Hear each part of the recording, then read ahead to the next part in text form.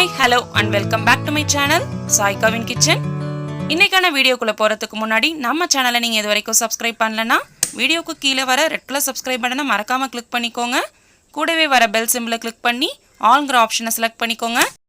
Hi friends, இன்னைக்கு இந்த வீடியோவில் பரோட்டா, ரொட்டி, சப்பாத்தி, நான் எல்லாத்துக்குமே அல்டிமேட்டாக இருக்கக்கூடிய சூப்பரான சைட் டிஷ் ரெசிபி பன்னீர் கேப்சிகம் மசாலா எப்படி செய்யலாங்கிறத தான் பார்க்க போகிறோம். ரொம்பவே சூப்பரான பன்னீர் கேப்சிகம் மசாலா செய்கிறதுக்கு ஃபஸ்ட்டு ஸ்டவ் ஆன் பண்ணிவிட்டு ஒரு கடாயை வச்சுக்கோங்க.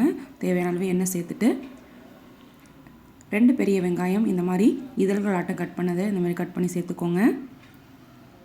கூடவே 2 குடமிளகாய், அதையும் இதே வெங்காயம் போலவே இதழ்கள் ஆட்டம் கட் பண்ணி எடுத்துக்கோங்க. பெட்டல்ஸாக இருந்தால் தான் இந்த கிரேவிக்கு வந்துட்டு நல்லாயிருக்கும். இப்போ இது ரெண்டுத்தையுமே வந்துட்டு மீடியமான ஃப்ளேமில் வச்சு நல்லா வந்துட்டு வதக்கிக்கோங்க. ரொம்ப வந்துட்டு டீப் ஃப்ரை பண்ணணுன்னு தேவையில்லை. ஜஸ்ட்டு வந்துட்டு ஓரளவு வெந்து இருந்தால் போதும். அரைப்பதமாக இதில் தேவையான உப்பு சேர்த்து நல்லா வதக்கிக்கலாம். வெங்காயமும் குடமிளகாயும் இதில் வதங்கினதுக்கப்புறமா தனியாக ஒரு பிளேட்டுக்கு மாற்றிக்கலாம். இப்போ அதே எண்ணெயில் கட் பண்ணி வச்சுருக்க பன்னீர் ஸ்லைசஸ் ஆட் பண்ணிக்கலாம். உங்களுக்கு வேணுங்கிற ஷேப்புக்கு ஆட் பண்ணிக்கோங்க. நான் இன்றைக்கி இந்த மாதிரி சின்ன சின்ன க்யூப்ஸாக வந்துட்டு கட் பண்ணி எடுத்திருக்கேன். இப்போ அதையும் சேர்த்து மீடியமான ஃப்ளேமில் வச்சு இந்த எண்ணெயிலே ரோஸ்ட் பண்ணி எடுத்துக்கலாம். பன்னீர் வந்து 2 சைடுமே நல்லா கோல்டன் ப்ரௌன் ஆகிற அளவுக்கு வறுத்து எடுத்துக்கோங்க. பாருங்கள், பன்னீர் வந்துட்டு நல்லா வந்துட்டு ரோஸ்ட் ஆகிடுச்சு. இப்போ தனியாக பிளேட்டுக்கு மாற்றிக்கலாம். இப்போ அதே கடாயில் கொஞ்சமாக வந்துட்டு எண்ணெய் சேர்த்துக்கோங்க. இது பன்னீர் ரோஸ்ட் பண்ணதுனால பேனில் வந்துட்டு லைட்டாக வந்துட்டு ஸ்டிக் ஆன மாதிரி இருக்குது. அது ஒன்றும் பிரச்சனை இல்லை. இப்போ 1 ஸ்பூன் அளவு ஜீரகம் சேர்த்துக்கலாம். ஜீரகம் சேர்த்து நல்லா பொரிஞ்சதுக்கப்புறமா இது கூட அரை பெரிய வெங்காயம் நல்லா பொடிசாக கட் பண்ணது அதை சேர்த்துக்கலாம். நம்ம ஆல்ரெடி வெங்காயம் சேர்த்துருக்கோம். இது வந்து வதக்கிறதுக்காக சேர்க்குறோம். இப்போ சேர்த்துட்டு அதையும் ஜீரகத்தோடு சேர்த்து நல்லா வதக்கிக்கோங்க. ரொம்பவே சட்டுன்னு நம்ம ரெடி பண்ணிடலாம். சப்பாத்தி மாவு பசைஞ்சு வச்சு அது செட் ஆகிற நேரத்துக்குள்ளேயே நம்ம டக்குன்னு ரெடி பண்ணிடலாம். டேஸ்ட்டு பார்த்திங்கன்னா சப்பாத்திக்கு ரொம்பவே சூப்பராக இருக்கும். வெங்காயம் வந்துட்டு இந்த அளவுக்கு நல்லா வதங்கினதுக்கப்புறமா இது கூட தேவையான அளவு இஞ்சி பூண்டு விழுது சேர்த்துக்கலாம்.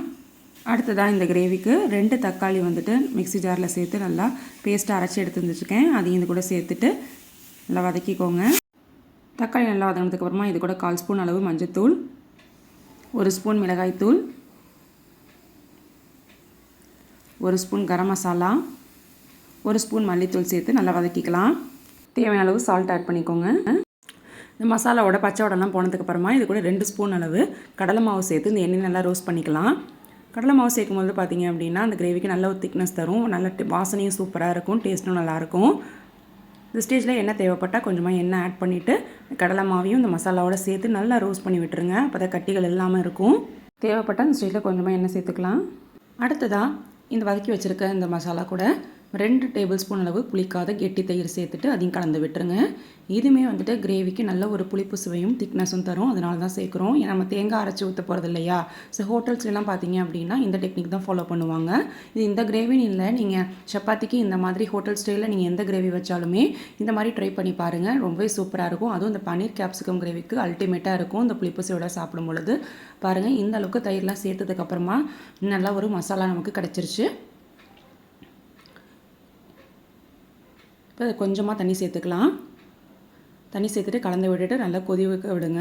கொதி வரட்டும். கொதி வந்ததுக்கப்புறமா நம்ம ஆல்ரெடி வந்துட்டு எண்ணெயில் ரோஸ்ட் பண்ணி எடுத்து வச்சுருக்க வெங்காயம், குடமிளகாய், பன்னீர் எல்லாத்தையுமே வந்துட்டு 1 பை 1 சேர்த்துக்கலாம்.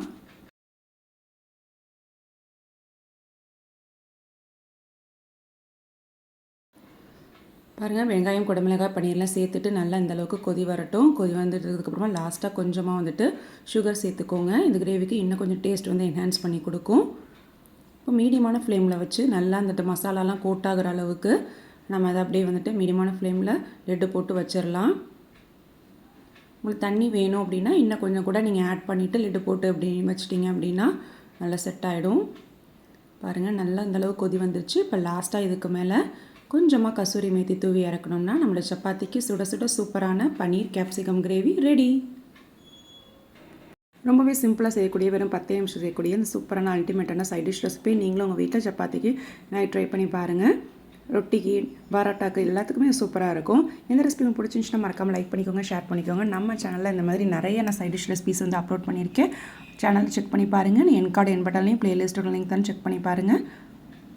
சேனல் சப்ஸ்கிரைப் பண்ணலாம், மறக்காமல் சப்ஸ்கிரைப் பண்ணி கூடவே பெல் பட்டனை கிளிக் பண்ணி ஆல்ங்கிற ஆப்ஷனையும் செலக்ட் பண்ணிக்கோங்க. வேறு ஒரு இன்ட்ரெஸ்டிங்கான வீடியோவில் மீட் பண்ணுறேன். அது வரைக்கும் நம்ம சேனலுக்கு தொடர்ந்து சப்போர்ட் பண்ணிகிட்டே இருங்க. தேங்க்யூ.